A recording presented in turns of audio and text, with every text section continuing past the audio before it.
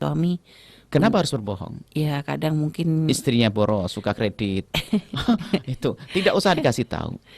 karena mungkin biasanya suami ngerasa nanti kalau ini dia nggak punya pegangan pribadi, sebenarnya bukan karena nggak percaya kepada istri, Bu, ya, Yang pertama, istri tidak perlu lebih jauh untuk mengetahui itu semuanya. Dan itu termasuk aib kekurangan. Kalau seorang istri, sebetulnya itu akan ada bermasalah di hati si istri. Kalau seorang istri pengen tahu berapa gaji suaminya. Suami itu adalah punya tanggung jawab besar. Mungkin iparnya, mungkin ibunya, mungkin ayahnya dan sebagainya. Ya, ya. Akhirnya ngenes sendiri.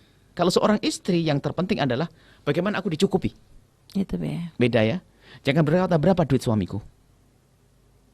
Karena apa? Itu yang mengajari tamak nanti. Akhirnya betul tadi jadi jago kredit nanti. Iya, Bu, ya. Nah, karena suami itu punya tanggung jawab besar. Kalau punya orang tua dia yang ngurusi, punya adik dia ngurusi. Kemudian dia urusan ke masyarakat dan sebagainya.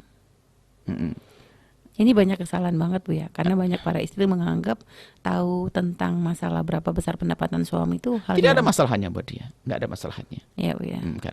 Karena akhirnya itulah yang menjadikan suami harus berbohong itu gara-gara yang semacam itu. Akhirnya apa? Saya harus memberikan jatah kepada ibuku. Ya, Misalnya Bu, ya. begitu.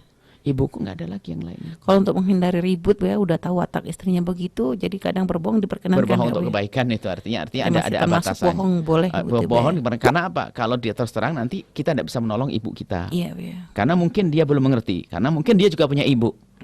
Tapi derajatnya adalah mungkin ibunya sangat membutuhkan sudah. Cuman namanya istri kadang-kadang apa? Pernah kan ngadu kepada kita, dia sangat memperhatikan ibunya, tidak memperhatikan ibu saya. Loh, mungkin kasusnya beda. Ibunya sang istri tidak terlalu mendesak, tapi ibunya abang suaminya mungkin mendesak kan begitu. Dan juga sebenarnya memang masalah memberikan bantuan kepada ibu suami itu ya tetap lebih daripada ibunya istri, ya, Bu, ya. Suami kepada ibunya, jika ibunya, jadi gini, masalah nafkah. Iya, ya. Kalau ibunya suami melarat, tanggungkan suami langsung. Iya, Bu, ya. Tapi kalau ibu mertua kan tidak. Bukan. Ibu bukan, mertuanya menanggung adalah anak laki-lakinya nanti. Iya, Bu, ya. Makanya kenapa waris 1:2 kan di situ hikmahnya. Artinya memang nggak perlu sampai di situ.